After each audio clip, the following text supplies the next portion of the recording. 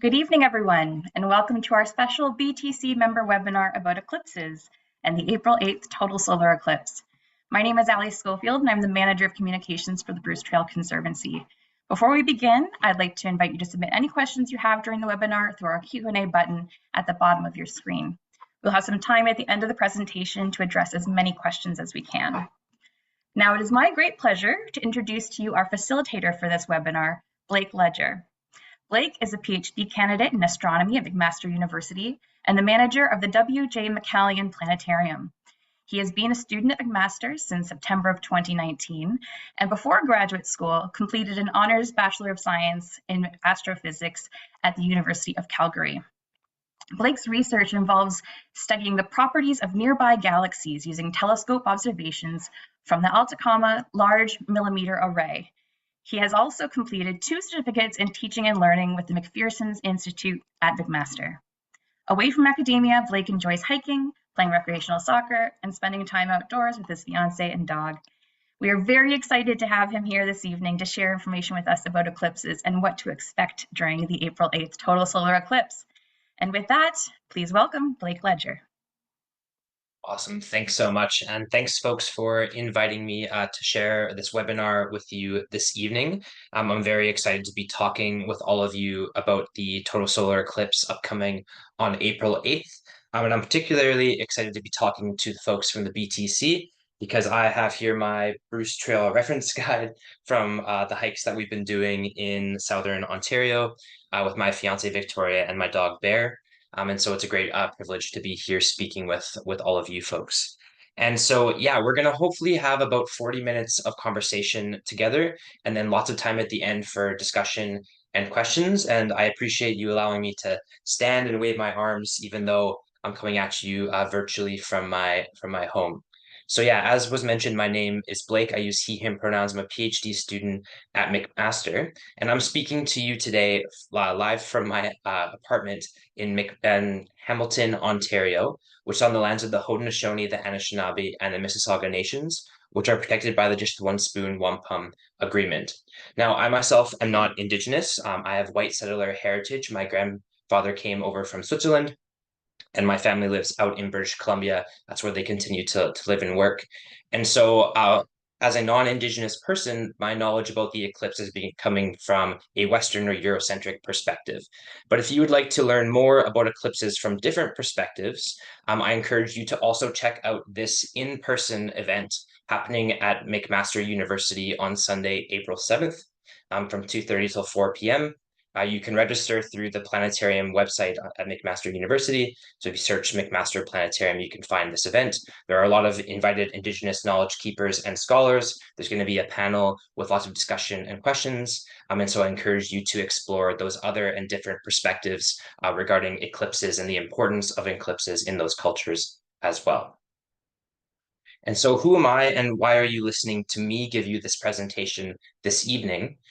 So I, as was mentioned, am the planetarium manager at the W.J. McCallion Planetarium at McMaster. And I have done a few different things that are eclipse related in terms of outreach coming into this year, leading up to the April 8th, 2024 total solar eclipse. This is one of my few eclipse lectures that I'm going to be giving to the public, as well as giving out different planetarium shows with eclipse-themed content. And so I hope to bring to you not only some knowledge and some information about eclipses and the upcoming solar eclipse, but also to share my excitement and encourage you to also build that excitement as we build into this once-in-our-lifetime opportunity. And so to kind of kick off that excitement and start things off, I want to share this video to hopefully, if you haven't been able to experience or haven't seen other folks experience a solar eclipse before, hopefully this video will kind of set the scene for what this talk is going to try to encourage in terms of our own energy leading into April 8th. So I'm going to play this short video. This is from the 2017 total solar eclipse that passed through some of the United States.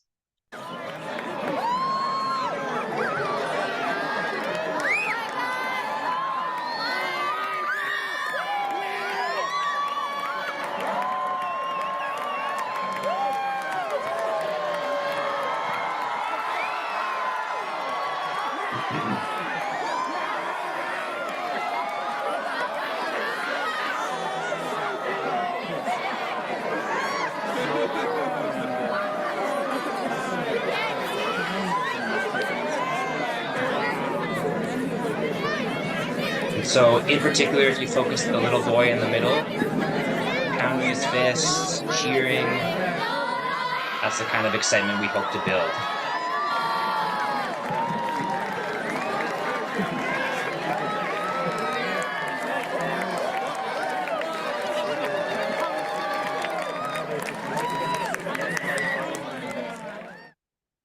And so, of course, we may not all have the opportunity to be somewhere public like that to experience the eclipse surrounded by so many people who are so ecstatic to be seeing this probably once in their lifetime event as well. But I hope that we can all have a little bit of the energy, particularly of the little boy in the middle who was raising his fist to the air, and you saw them running around, jumping. And I may not be doing that on the day of the eclipse, but I'm definitely going to be tucked away with my fiance and her family, and we're going to be watching it together. And I hope this is an event that you can also experience with friends and family. So what are we going to cover in the talk today? I'm going to share what is an eclipse for both lunar and solar eclipses, when and where you can view this specific total solar eclipse on April 8th, 2024, how you can view it safely, how you might be able to view it safely wearing your eclipse glasses that maybe you have if you're in the path of totality or not, and maybe if you're outside the path of totality, some other ways that you're able to observe even the partial eclipse using different things that you can make at home. And then we'll have lots of time for questions at the end. And so I'll start with sharing about where the word eclipses comes from. And so eclipses is from ancient Greek. And I like to share that it comes because it's similar to the word ecliptic. So the ecliptic, if you haven't heard of this word before, it describes the path that the sun appears to take through the sky as it's moving each day and then as it's moving throughout the year as well. And so the ecliptic is the line traced out by the sun through the sky. It also happens to be the line along which most of the solar system objects are very close to in the sky. So planets, the moon, other objects which are within our solar system tend to follow a similar path throughout the night sky. And so the ecliptic, it can be related to eclipses because an eclipse happens when the moon and the sun line up directly kind of close to each other along that ecliptic during their orbital paths, both of the moon around the Earth and then the Earth around the sun. And so the eclipses you can think is because these objects come close to each other on the ecliptic. There are two kind of major types of eclipses that we're going to be talking about today, both lunar eclipses and solar eclipses. And I've just got some dates here on the screen for you about past lunar eclipses seen in Hamilton and future lunar eclipses seen in Hamilton, and then the same for solar. And what you might notice about the years is that the lunar eclipses are much more frequent. We have one every few years or so.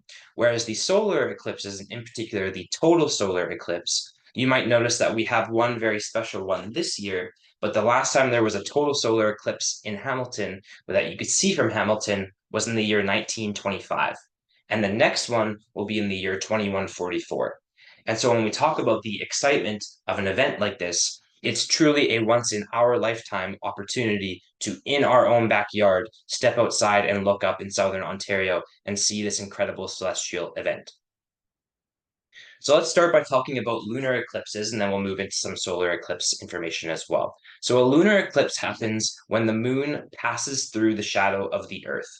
So the sun, you can see in this image, is shining rays of light towards the Earth, and then that casts a shadow behind it, much like if you were to go out on a sunshiny day and have a shadow kind of behind you that something could walk through. And so as the moon orbits around the Earth, it's going to pass through that shadow. And you can see that there are two kind of one extended shadow and one more pointed shadow called the umbra and the penumbra. But the important bit here is that the umbra is the shadow which creates that lunar eclipse effect or the total lunar eclipse effect as the moon moves through it. We have a bunch of different kind of images that we can see here on the screen about what a lunar eclipse looks like. You can have a total lunar eclipse where the entirety of the moon is within that shadow of the Earth. You can have a bunch of different partial shapes where you see that only some portion of the moon is blocked out by the shadow of the Earth. And then the Earth shadow, you can imagine, is this ring here to scale. So you can see that the shadow of the Earth is much larger. And so there's a larger range that the moon is going to pass through. And so for this reason, we think that lunar eclipses often last much longer, on the order of a few hours, because it takes quite a bit of time for the moon to move through that shadow of the Earth. You can also notice this kind of reddish hue for the lunar eclipse, which we're going to be able to talk about and show you why. But here's a real-time movie of that shadow of the Earth kind of passing over the moon and creating that lunar eclipse effect where you can see the shadowing pass over the front of the moon. We get this reddish hue to it, and then it moves past the other side. And so there was a partial one, I think, relatively recently, but the next total lunar eclipse will be in the year 2025. And so we saw that reddish hue during the lunar eclipse. And so why does that happen? You can kind of imagine it's a similar effect to why we get sunsets on Earth. So if you're looking at the sky during the day and you have, like we do here in Hamilton today, a bright blue sky, that's because light is being scattered in the atmosphere, and the blue light is preferentially scattered. So the blue light is more likely to get stuck in that atmosphere, to get trapped and remain in the atmosphere and make the sky blue. The red light tends to like to just pass on through. And so when you get a sunset, it's because the sun is getting close to the horizon and all of the blue light is scattered away, and you're only seeing the red light that's being kind of shone through that. And in particular, if you're in a very smoggy area, there's more particles in the air which can scatter more light. So the same thing happens on the moon during a lunar eclipse. But you can imagine, because we have the sun's rays passing through the atmosphere of the Earth on all sides of the Earth, you're effectively seeing all of the blue light scattered away on all sides of the Earth through all the atmosphere, and only the red light is able to pass through. And so you're seeing all of the sunsets on Earth at the same time as that red light gets shone onto the surface of the moon. And so although it does pass through the shadow, we do see some red light bent towards the moon, scattered towards the moon, and so it doesn't go into complete darkness like we see with the total solar eclipse.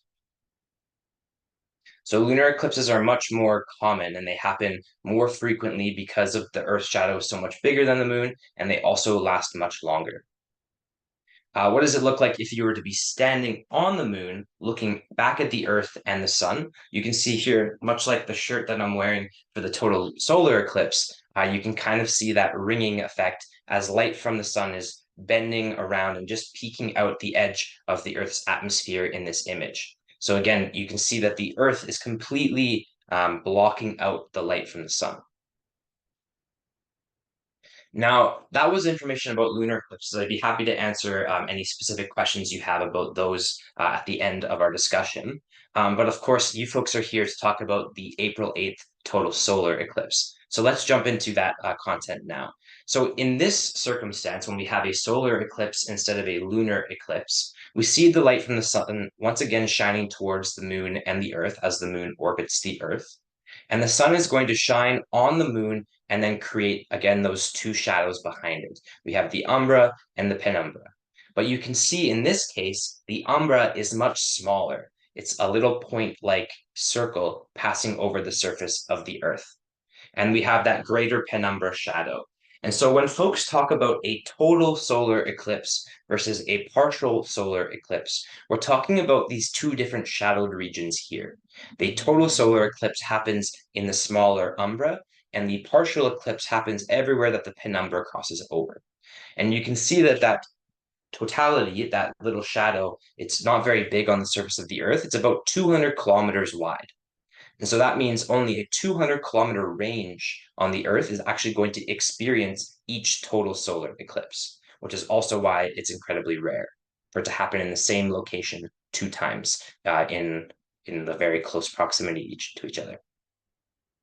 So they were first recorded over 4,000 years ago. I think the first one there is about 5,000 years ago. And so folks have been observing solar eclipses and total solar eclipses for millennia now. And so they're recorded in different cultural and historical scripture, findings in terms of artwork and other cultural associations with observations of the sky. And humans were able to predict them as early as 2,500 years ago. So humans have always been kind of exploring these eclipses. And you can imagine historically, when you were outside and you're using the power of the sun in your everyday life and using that to help you grow food and using that to help dictate when you go to sleep and when you're awake, you can imagine if in the middle of the day, all of a sudden your most precious resource disappeared, how scary or how overwhelming that might have been for those early folks who weren't aware of what they were experiencing. Nowadays, we have technology to predict every single eclipse that we're going to experience in our locations for the next thousands of years. And so we're very privileged to be able to completely predict models moving forward when we get to experience to the minute, to the second, what kind of eclipse we're going to see. If you were to look and see what an eclipse might look like from Jupiter, or what the Earth, Moon, and Sun system looks like from the view of Jupiter, one of the gas giants further out in our solar system, this is an image to scale of, we see the sun, this big orange ball in the background with some dark spots on it, some dark patches, which we call sunspots. You can see the moon and this tiny little dot, this tiny little shadow here, just up to the left of the moon. You can also see the Earth with a bit of a larger round circle shadow above it. So that's to scale the size of the moon and the Earth compared to the sun. So you can imagine when we're talking about a total solar eclipse, how interesting it is that the moon is big enough to block out the sun. When you look at this diagram, you can see the moon is incredibly small compared to the sun. So how is it that a total solar eclipse can even happen? And the reason for that is, for some coincidence, in when the solar system formed, the moon is approximately 400 times smaller than the sun, but it's also 400 times closer to us here on Earth. And that ratio of being 400 and 400, that kind of exact perfect number, means that in the sky, the moon appears to be the exact same size as the sun. So as the two move across each other, just like my thumbs here, you can see that they'll perfectly line up and block out one another. And so for this reason, the fact that the moon is just as much smaller as it is closer to the Earth and the sun, we can get a total solar eclipse. From our studies here in our solar system, this is the only planet and moon system which can have a total solar eclipse because of this exact ratio. And we haven't discovered anything else in any solar systems or extrasolar planets elsewhere in the universe. And so what that means is, once again, for this rarity, from our knowledge, from what we've observed so far, we are the only place in our solar system and that we've discovered, maybe the universe, that can experience a total solar eclipse. If you're on Earth watching this happen, it's more likely you're going to see what's on the left, because a solar eclipse happens during the new moon phase when you can't actually see the face of the moon. But we've made it colored in the right-hand image so that you can see what the moon looks like. And so you can see how that size overlap works. You can see the moon starting to move across the face of the sun, and we have this kind of crescent shape as the shadow starts to block out the light from the sun. So once again, to talk about the rarity of why these eclipses are so important for us to appreciate and be excited for, there are some reasons why there are not more eclipses. And they have to do a little bit with the orbits of the moon around the Earth and the Earth around the sun. And so in this picture that I'm showing you here, we have sunlight coming in from the edge of the image, and it's shining on the moon as the moon orbits around the Earth. And this is showing you all of the different phases of the moon as it orbits around the Earth. And what you're seeing is that one side of the moon is always illuminated by sunlight, and that's the side that's facing the sun. And we can see all of these different phases as they occur around us. So when the moon is behind the Earth relative to the sun, you can see this full moon phase. And when the moon is between the Earth and the sun, you get the new moon phase when the moon disappears. And that's because the backside, the far side of the sun, is being illuminated, and we can't see that light that's reflecting off the moon. So what you're seeing here is that the moon doesn't actually have a light side and a dark side. Pink Floyd actually had it wrong, unfortunately. It has a near side and a far side. Because the moon is in a locked orbit with the Earth, it actually so happens that as the moon rotates, it also orbits the Earth at the same rate. And so the same face of the moon is always facing the Earth. And so you get the near side towards us, which is always facing us, and then the far side can sometimes be illuminated or sometimes in darkness, depending on the phase. Now, you might say from this orientation, why don't we have more lunar or more solar eclipses? Because it appears that the moon is sometimes behind the Earth and also sometimes in front of the Earth. And the difference is because it also has an axial tilt in terms of how the moon orbits the Earth itself and how the Earth orbits the sun. So we can imagine that the orbit of the Earth is almost circular around the sun. It traces out a nearly perfect circle in its orbit every 365 Earth days. And the moon is orbiting around the sun, or around the Earth, sorry, also in a very near circle. Both of them have a slight elliptical shape to them, but we'll talk about that a little bit later. But what you can see is though, even though we're orbiting in a plane around the sun, the moon is orbiting around the Earth slightly off axis. It's orbiting a little bit above and a little bit below that orbital plane. And so although we sometimes have that full and new moon phase, if the moon is above or below the Earth's orbital plane around the sun, these are unfavorable conditions for an eclipse because the light from the sun, even though it creates these shadows you see in this diagram, those shadows are going to completely miss each other. So either the shadow of the moon doesn't reach the surface of the Earth, or the shadow of the Earth doesn't reach the surface of the moon. Now, when we're in the other orientation, when the orbital planes line up, which has to be these perfect conditions that you see on the top and the bottom of this image, only then can you have this eclipse happen. So although we do have this every 28 days, you go through a lunar cycle and you have these different phases, because of the orbital plane and how the two have to line up perfectly at the same time in order for the eclipse to occur, they're incredibly rare. So here's what I was mentioning about the orbits not being completely circular. In fact, the orbits are slightly elliptical, meaning at certain points the moon is closer to the Earth, and at certain points the moon is further from the Earth. And we call these perigee and apogee. Now, if you've ever heard the term supermoon, where the moon appears to be bigger in the sky, that's when you're seeing the moon at perigee. The moon looks bigger in the sky, because it is physically closer to the Earth in its elliptical orbit. And at apogee, the moon appears smaller because it's further away. In the same way as the Earth orbits around the sun, the Earth can be closer in its elliptical orbit or slightly further away. You can see that the orbit is very nearly circular because this perihelion and aphelion separation in terms of how big the sun appears in the sky is very, very close. The separation is very, very minuscule between the two images. And so this allows us to have different types of eclipses as well because of the different sizes, relative sizes of the sun and the moon. And so those types are total and partial, where we saw that shadowing effect, either you're outside of the path of totality or you're inside the path of totality, the umbra of the moon.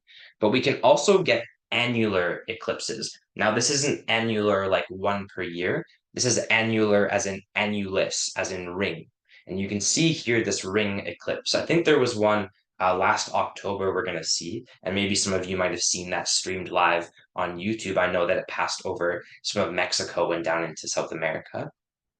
And so an annular eclipse happens when the moon is at apogee. The moon is far away from the Earth, so it appears small in the sky. And the sun is close to perihelion, so the sun is very close to the Earth and appears large in the sky. And when this happens, you don't get that exact 400-400 lineup where the two are able to block each other out. The moon is slightly smaller in the sky, or looks slightly smaller in the sky than the sun. And you can see the edge of the sun reaching around the moon here.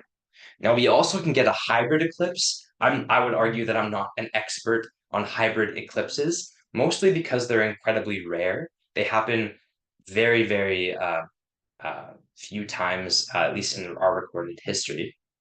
And it's this mix between a total eclipse and an annular eclipse. And that has to do with the curvature of the Earth. So you can imagine, depending on where you're standing on the Earth, because the Earth is curved, because the Earth is round, in some locations, this relative ratio between the two might line up in such a way that you get a total eclipse, or it might line up so that you get an annular eclipse. But again, hybrid eclipses are very, very rare. You can see here from the outline of previous eclipses in Hamilton and future eclipses in Hamilton, the hybrid eclipse, there are 0 after the year 1900, and there are 0 for the year 2199. And so in a 200-year span, there are going to be 0 hybrid eclipses. Annular eclipses are also quite rare. The last one was in 1994, and we're not going to get another one before the year 2200, which I think is how far the predictions, at least from the software that we got this diagram from, predicts. So one more piece of information about the rarity of eclipses. We saw that the moon and the sun were different sizes depending on how close we were to them in our orbits. And so not only does the moon have an elliptical orbit where it's close to us at perigee and it's very large, and it's far away at apogee and it appears smaller, but the moon is also slowly moving away from us each year. And this has to do with some complicated physics and gravitational attraction, where as the Earth rotates, the gravitational force of the moon attracts one side of the Earth, which slows down the Earth's rotation. You can kind of imagine it's the same effect as what's creating the tides on the Earth because of the gravitational pull of the moon. And so that means that over time, the Earth is going to slowly slow down. And eventually, I read the Earth is going to have a 47-hour day. And at the same time, as the moon tends to slow down the Earth's rotation, the moon also is slowly drifting away in its orbit. And so this means that eventually, because the moon is going to get further away, we are no longer going to have a moon which can cover the entirety of the Earth, or the entirety of the sun, sorry, to create that total solar eclipse. Because the moon is moving further away from the Earth, in the sky, it's going to appear smaller. It's going to appear like even though it has still a perigee and an apogee, at the apogee, it's going to be very small in the sky, and even at perigee, it will be much smaller than the sun. And so in the future of eclipses, we might only be left with annular eclipses, depending on how far this drift happens. I mean, this is going to be millions of years into the future, but another reason for us to be excited how right now in our solar system, we are the only moon planet system which can have eclipses, but also in the future, it might be unlikely for us to have a total solar eclipse as well. So we have to really treasure that this one is happening in our own backyard. Because total is out, that also means that hybrid is out. So what is the longest possible solar eclipse? So if the moon were at its closest orbit to us, and that were to perfectly line up when the sun is farthest away from us, we would get the longest possible solar eclipse because you would have the maximal time for the shadow of the Earth to block out the sun. And so recently, the longest one that we've had was just under 7 minutes. And in the future, the one that's going to be the longest possible for us to see would be 7 minutes and 29 seconds. Again, this is when Earth is close to the sun, so it's small, and the moon is close to us on Earth, so that it appears big. The Earth is close to aphelion star, which means that the sun is farther away from the Earth. And so how does this compare to our 2024 solar eclipse? Well, in Hamilton, we're going to be under 2 minutes in terms of the length of the solar eclipse. So whereas lunar eclipses could last up to 5 hours, or hours in duration, we see that eclipses are on the order of minutes when it comes to solar eclipses, longest possible being 7.5, and the smallest being under 2 minutes. And so you may have heard in the news that a lot of people are wanting to go to Niagara Falls to watch the eclipse. This is partly why. We're going to see on the eclipse map that totality, the middle of totality, where you get the longest eclipse, is passing closest to Niagara Falls in terms of where it is in southern Ontario. So that's why a lot of folks are going that direction. What does the totality look like as the moon moves across the Earth? We can see here in this simulation the shadow of the moon moving across the Earth, across North America. In this movie, the little black dot that's the path of totality on April 8th. And you can see it pass over the Great Lakes there in the top right corner, and the greater penumbra and the smaller umbra, that totality, that path of totality that you may have heard about. What does it look like real time from a satellite video? Well, this is the 2020 solar eclipse, and you can see as the Earth rotates, the shadow streaking across there in the lower part of the video. That's the shadow of the moon passing over the surface of the Earth. We also have it in this video passing over Africa, as you have that shadow again passing over. This is from the 2013 solar eclipse. So that's what it would look like if you were looking from space. Of course, we are not in space, we are on Earth. So what's it going to look like for us? So we have these two kind of distinction locations for us to think about observing the solar eclipse. You can either be in the path of totality in this red line and see a total solar eclipse, or outside seeing a partial solar eclipse. And this is what the one in 2017 looked like passing through the US. And we have this smiley face and this frowny face here on this diagram, showing that if you're in the path of totality or very, very close, you're going to see an incredible, complete blocking of the moon over the face of the sun. You get darkness, you get temperature drops, you get excitement from people who are coming to your location to see this event. And if you're just outside, you get the partial view. And what this is trying to show you is that even a 95% partial, even a 99% partial is not the same as a total solar eclipse. So if you're capable and if you're able, you want to move towards where that total solar eclipse is going to happen. Where's it going to be in 2024? We see it passing through Mexico, up through the US, and into northeastern Canada. And again, we want to be in the path of totality if you can, and not outside the path of totality. And what does it look like near Hamilton, where I live? We can see here the difference. The red, the deep red is the total solar eclipse, and then the orange is partial solar eclipse. And what's important to show here is that orange is also passing through Mississauga, Toronto, Cambridge, Guelph, Kitchener. So these regions, which are very close to Hamilton, are just outside the path of totality. So totality, you want to be inside this dark red band. You want to be close to Hamilton or further south, about 200 kilometers. So that's why if folks are migrating to Niagara, you can see it's closer to the center of this red line. Now, if you were in Hamilton on Monday, the 8th of April, 2024, what would you see? Well, the partial eclipse, these times are for Hamilton. So these times will be different depending on where you live in Southern Ontario. And so to quote your specific time on a future slide, I have a website you can go to check. But these times are for Hamilton. It'll also be slightly different, like seconds different in East Hamilton versus West Hamilton. So also keep that in mind that these numbers are just for Hamilton. I think they're local to probably exactly downtown. So the partial eclipse will happen at 2:03:53 p.m. And that's when the first edge of the moon starts to block out the light from the sun. And this will continue into 3:18 p.m. in 12 seconds, when the whole entirety of the moon then blocks out the last bit of light from the face of the sun. And you can see this little ringing effect. And that's exactly what's on my shirt. And we call these Bailey's beads after a astronomer called Bailey. And it's that last little bit of sunlight that's bending around the moon as totality begins. Totality lasts a complete and total 1 minute and 50 seconds of excitement. And then it again has this ringing effect as the moon moves past the sun, and we have the light from the sun return and into the end of the partial at 4:30 p.m.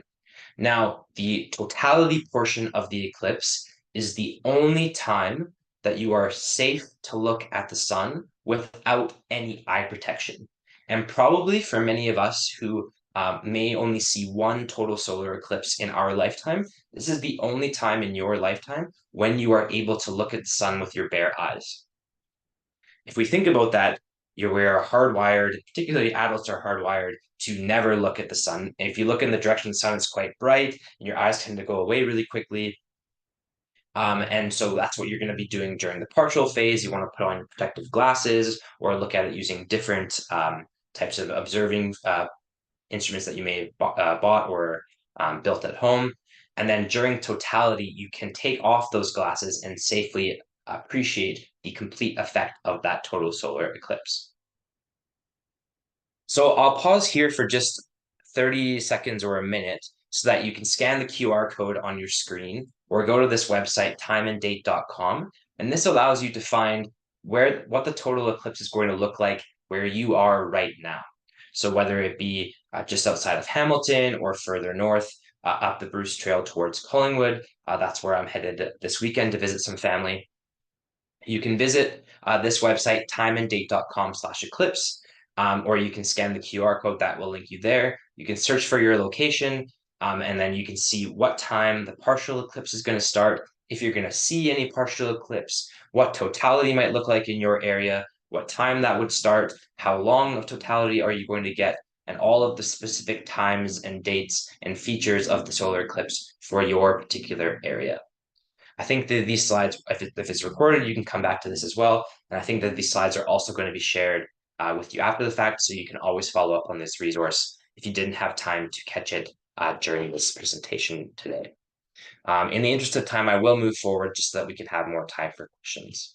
And so just to share some safety tips about watching an eclipse, once again, we want to reiterate, you should never look directly at the sun. And this is generally true. And in particular, adults generally know this, but young children and small children might not. And so if you're watching an eclipse in a group with other people, you particularly want to watch out for the young ones and remind them not to look at the sun without that safety equipment. Now, it might be a little bit late to order these special eclipse viewing glasses. Of course, we have them here because these are slides that we've been using for over the last few months in terms of outreach events. But I know that the Bruce Trail Conservancy has a few glasses that they've been handing out. And if you aren't able to obtain glasses, you can still safely watch the eclipse using a few of these projection methods that I'm gonna share with you next. Again, you can look at the sun during totality, during that 1 minute and 50 seconds in Hamilton, but up to the eclipse, after the eclipse, and then probably for the rest of our years in Hamilton, we want to never look directly at the sun. So if you don't have Eclipse glasses or you just want to look at it in a different way, I know I'm going to be sharing with my fiance and family different ways that we can look at the eclipse. You can use a pinhole to project the sunlight onto a piece of paper through a pinhole, poking a piece of paper with a pin, making a small hole, and that will create an image of the eclipse on another piece of paper.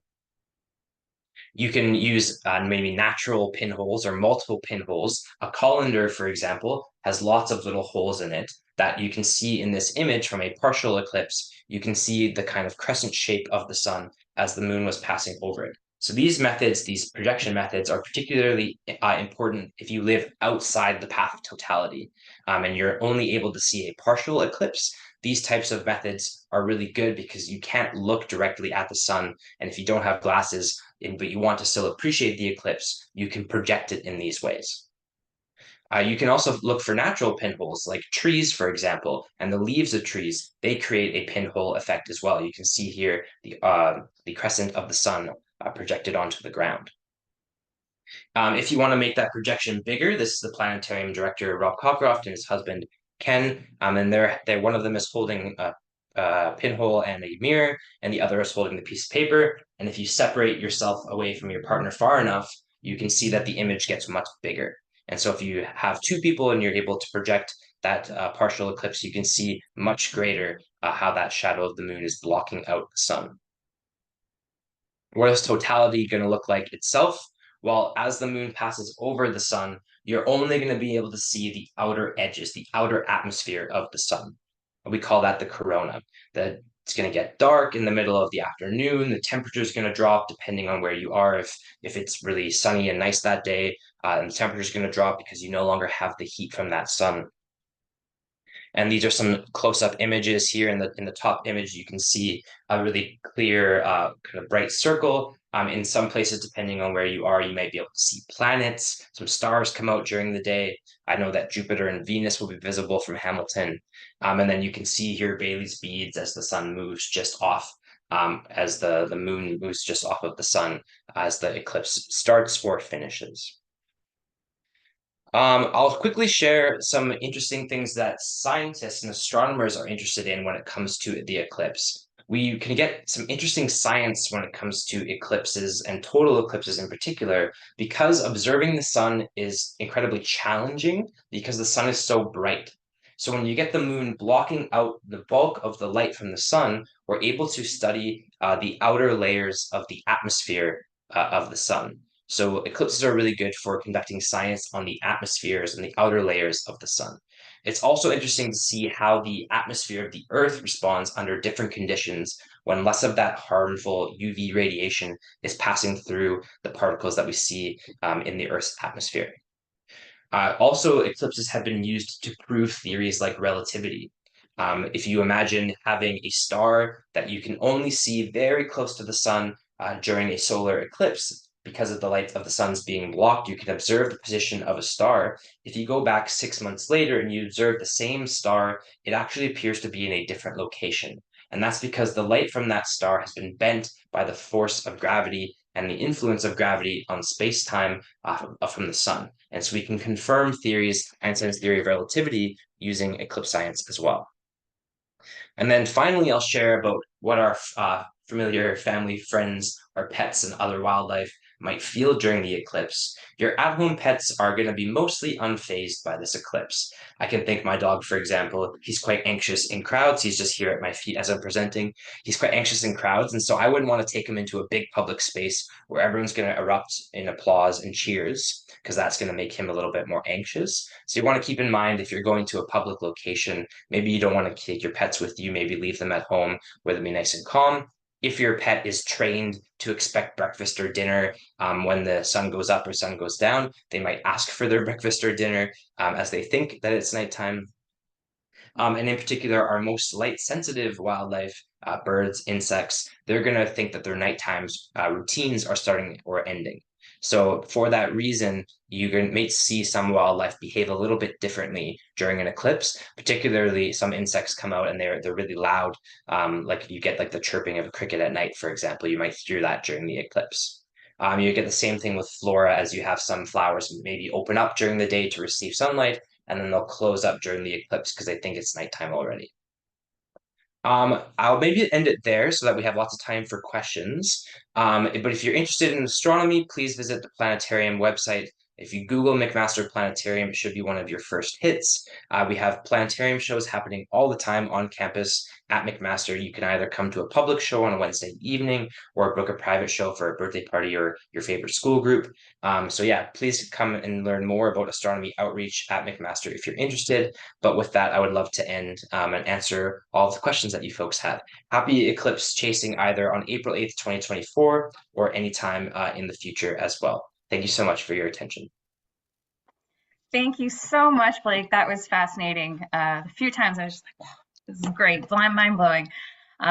Thank you to those in our audience that have already submitted some questions.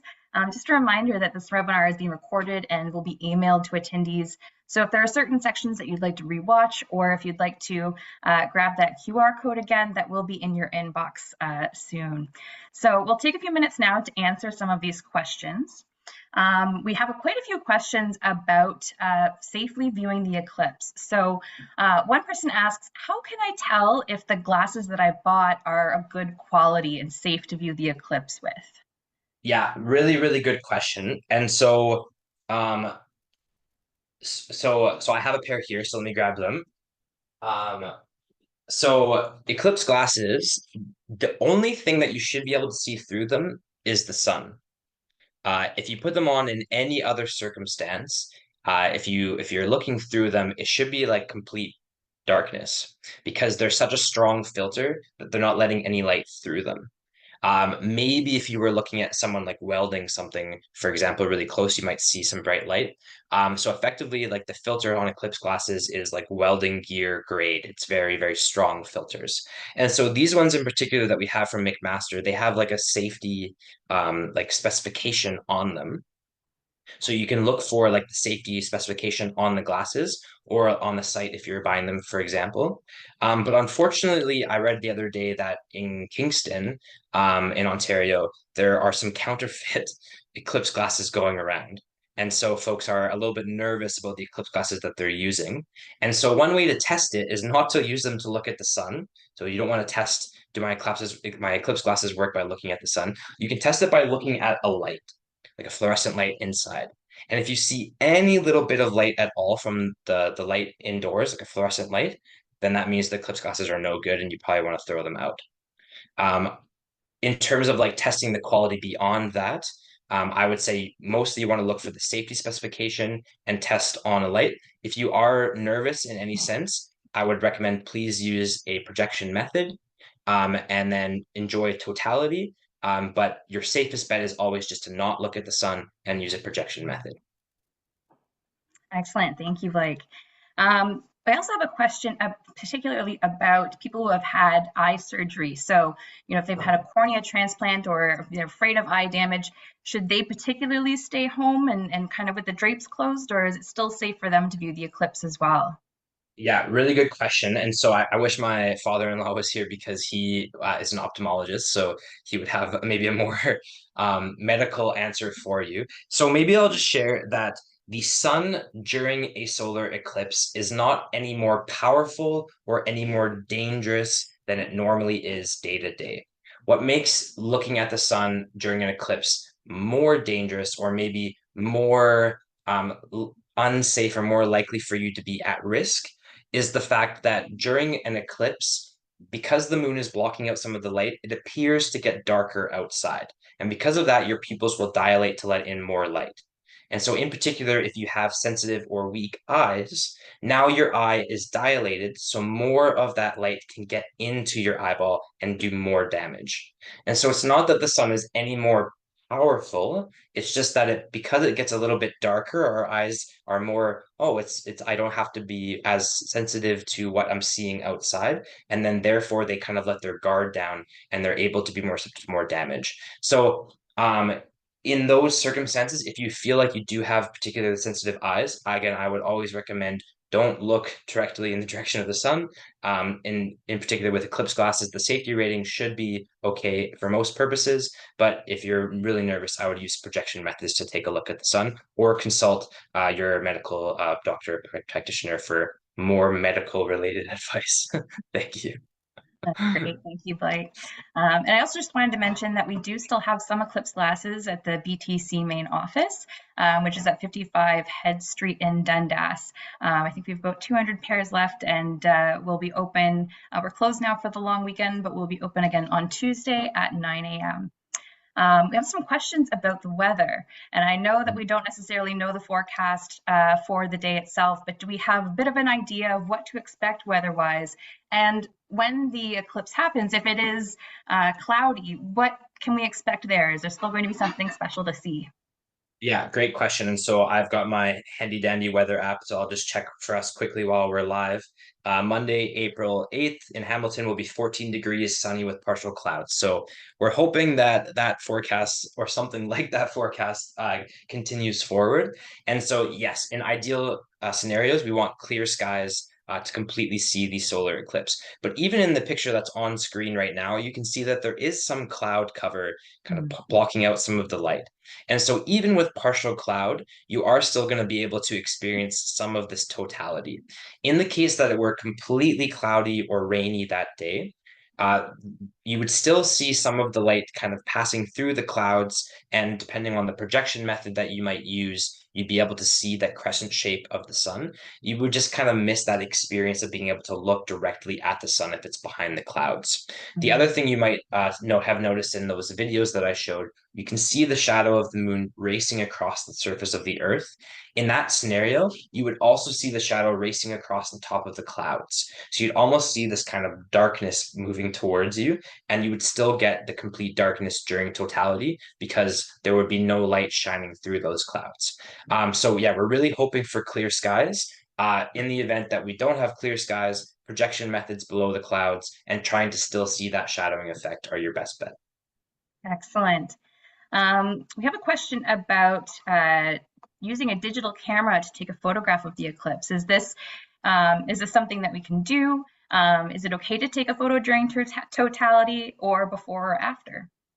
Yeah, good question. So From the resources that I have read, what you want to be careful with is about oversaturating your camera, like iPhone camera, digital camera. You want to avoid having like long exposures where you're pointing your camera at the sun, because all of that light's going to be coming into your camera and potentially damaging the technological portions.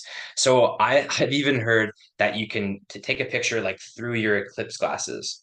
And so depending on how you have things set up, you can like hold your Eclipse glasses up, again, protecting your eyes so you're not like looking up. So maybe borrow a friend's pair just quickly, so that you get the picture, and you're still protecting your camera with the filter.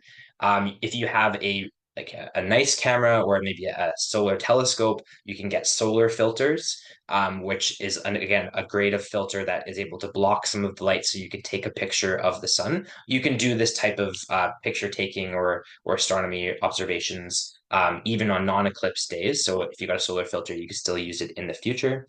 But during totality, when that blockage happens, just like it's safe to look at the sun with your eyes, you can take pictures of it, like this picture on the screen, for example. This is from Rob's husband, Ken. So this was like a taken picture with someone's camera. So you are able to take pictures during totality. Excellent, thank you. One person writes that they hear that we may see Devil's Comet, aka Pons Brooks, by Jupiter during totality. Is there anything that you know about that or could expand on that? Yeah, so someone asked me about this the other day as well. And so I haven't heard personally about like a comet in the news. Most of my outreach in the planetarium, I've been talking about the planets because that's what we have in our software. We don't have this comet loading through. And so if you're reading that information, I would trust it, and I would look towards Jupiter. So if you were looking in the sky, you're going to see the eclipse happening in front of you, and then further south would be Jupiter, and further west would be Venus, kind of making an arc through the sky. So looking towards the south, above where the eclipse is happening, looking towards Jupiter, you might see an object that's beside Jupiter streaking through the sky. So stars, planets, all of these really bright objects can be visible during the eclipse, which is very exciting for astronomers who want to see a planet during the day, because that doesn't happen very often. So yeah, please look for the comet, and I'm going to do some more research on my end to see if it's visible from where I'm going as well. Oh, that's awesome. We have a little bit of a location specific question. So, and I'm sure a lot of people are thinking about this and just where the best place to see the eclipse is, even if they're outside the path of totality. So, Grace writes that she's from Toronto and she's just outside the path and, wants to know where the best place to be to see the eclipse might be. If it's, high on a hill, is it better to be kind of up higher? Can you give some tips? Yeah, good question. So what you want to make sure is that there's nothing kind of in your way blocking your view. And so what I mean by that is if you're like right downtown Toronto at the base of the CN Tower, you're probably not going to see a lot of the sky because there's buildings in the way. So yes, being in a more rural location or higher up above buildings or above trees, that type of thing, is going to help you have a clearer view of the sky. So I think that the maximum path of totality is actually going to pass like over Lake Erie. So if you had a boat and you went to the middle of the lake, that would be ideal because you would have literally nothing blocking your view, and you'd have the longest eclipse time. If you're like me and you don't have a boat, that's maybe out of the question for you. So so being kind of away from tall buildings and trees. I would also say that folks that are in Toronto or just outside in the GTA, just outside the path of totality, chances are that you want to be coming into the path of totality to see it. But remember that you are then one of lots of people who want to be coming into the path of totality to see it. So planning ahead in terms of when are you going to leave in the morning to give yourself lots of time to arrive at your location and not get stuck on the highway. We know Ontario highways are fantastic for being nice and slow, especially when we're in a rush to get somewhere. You want to make sure that you give yourself lots of time to get lunch because restaurants are going to be very full. If there are 1 million people in Niagara Falls, where are you going to go get time to eat? Also, washrooms facilities are likely going to be challenging to find. So wherever you're going to find a eclipse viewing location, try to think ahead logistically of what might be happening in that location because you are one of many people going to observe it. If you have experienced an eclipse before or are interested to do it in a large crowd, I would recommend doing it with people, with friends, family, so that you can experience this once in your lifetime emotional event together. I just got goosebumps when I said that. I'm pretty excited to be sharing it with like my close family and friends. But I also haven't experienced one before, so I'm interested to see it with the ones that I love most first before I do it in a large crowded space. So for me, because I want to enjoy this emotional moment with my family and loved ones, I'm not going to be in a big crowd. So also trying to think of that emotional or spiritual connection that you might feel with an eclipse and how that might factor into where you're going to watch it as well. I'm sure that's going to be very meaningful for you as an astronomer to see it for the Yeah. first time. Yeah, it'll be great. My dog will be with me as well, even though he's not going to be able to enjoy it. Well, hopefully it doesn't stop your enjoyment there. And Yeah. yeah, that's a great note too about the traffic. I think if you were in a boat, probably that's the one way to get around the traffic. But do be careful if you're on the roads around that time or on the day, because there'll be a lot of people moving. I think the last estimate was about 3 million people in the Niagara region. So, please be careful. Yeah, We and have so one lots. more thing I'll Oh, share about the sorry, yeah. traffic is that the traffic probably going home after the eclipse will likely be worse because you imagine everyone has all morning to filter into where they're going, and then everyone wants to leave immediately after at the same time. So just be aware that the traffic isn't just going to be before, but it will likely be worse after. So just to emphasize that.